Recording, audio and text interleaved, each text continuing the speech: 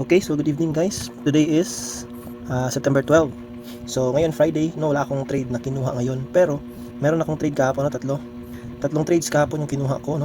So para kahapon meron akong dalawang win at isang talo. So first trade ko kahapon is ito, which is ito, no. Then itong trade na to, which is a buy, which is ito, na-stop out tayo dito, no, natalo tayo. Then last trade ko is ito. Actually, itong last trade ko kahapon is before lang talaga nag CPI yata yun ng news, high impact news. So medyo mabilis lang naman yung trading analysis natin ngayon kasi simple lang naman yung ginamit ko, no. So okay, close na natin yung MetaTrader natin. Focus tayo sa trading view. So sa first na trade na kinuha ko, no.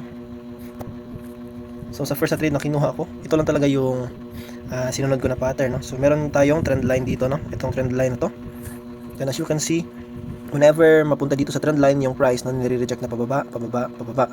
In such time na na-break out siya sa trend line, then meron tayong pattern, no? Wait lang, magdodraw ako. So magdodraw tayo, for example,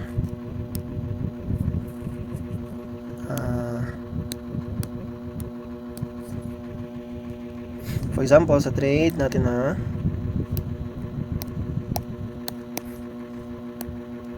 so yun, ito. For example, meron tayong trend line dyan. Whenever merong price na pag ganito, then nag-breakout siya, no? So more often than not, no, pag mag-pullback siya dito, retest niya itong level na to, tataas yan, no? So ganyan yung nangyari dito sa ginawa natin na trade. Sige, delete ko muna. So ganyan yung kinuha ko na setup, no?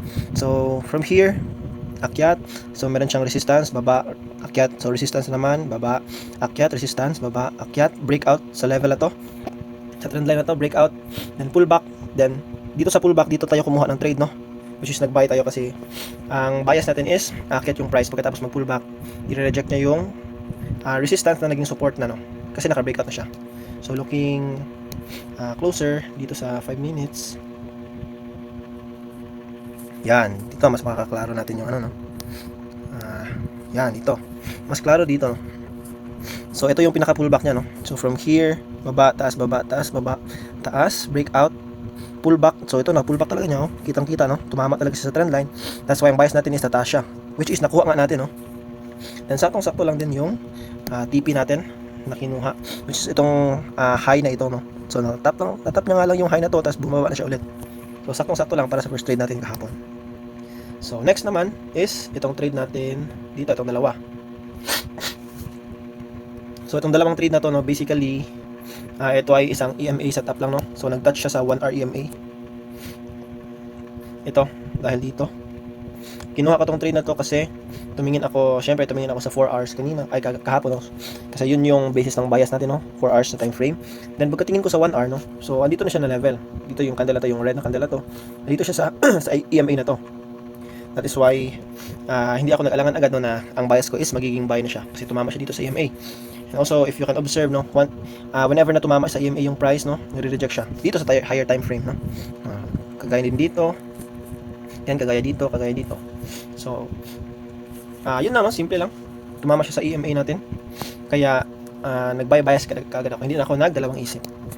That's why dito sa first na sa trade natin, na kumuha tayo ng buy dito, syempre nag-set up pa rin tayo ng Kataso Black Box. Di yan nawawala, no? Di yan nawawala sa ating mga setups, yung Kataso Black Box. Kahit na dito nga sa first trend ko kanina, ito, meron tayong black box dito, pero 5 minute lang ito, no? 5 minute na black box lang ito. Sana yun? Yan, ito 5 minute na black box lang ito. Na-edit na nga ito, siguro yan. Then yung pangalawang trade natin, ito meron din tayong black box dito na ginawa. Dito 1 minute na black box, yan. So sayang, no, na-stop out lang tayo, no? Kasi medyo naging conservative ako sa stop loss ko dito. Dito ko lang na level nilagay. Pero if nilagay ko dito, no, sa pinaka-resistance talaga, so posible hindi na ito nangyari ng trade na to. Hindi na nangyari ang trade na ito kasi for sure na take profit na ito, no? Pero yun na nga, na-stop out tayo dito. Pero yung bias ko pa rin is magbabay ako kasi diba, tumaas siya, then nag-pullback siya, bumaba siya ulit, na-stop out tayo.